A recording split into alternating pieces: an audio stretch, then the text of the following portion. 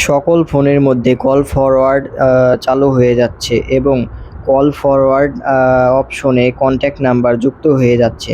আপনার নাম্বারে যে কল আসার কথা সেটা ওই নাম্বারে চলে যাচ্ছে। আপনারা কিভাবে যাচাই করবেন কল ফরওয়ার্ড অপশন চালু আছে কিনা, কিভাবে এই সার্ভিসগুলো অফ করে রাখবেন, এটা জানতে হলে পুরো ভিডিওটা কন্টিনিউ করুন। তো তার জন্য প্রথমে ডায়াল প্যাডে চলে আসবেন। ডায়াল প্যাডে আসার পর এখানে একটা কোড ডায়াল করে যাচাই করবেন কল ফরওয়ার্ড এর মধ্যে কোনো নাম্বার দেয়া আছে কিনা। এর জন্য আপনাকে ডায়াল করতে হবে *62#।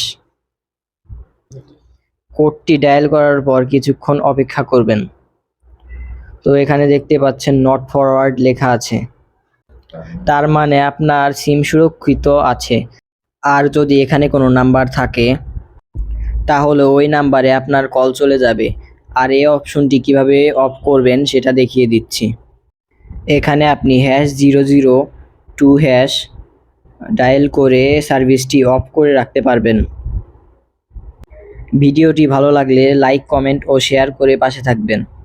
ধন্যবাদ সবাইকে।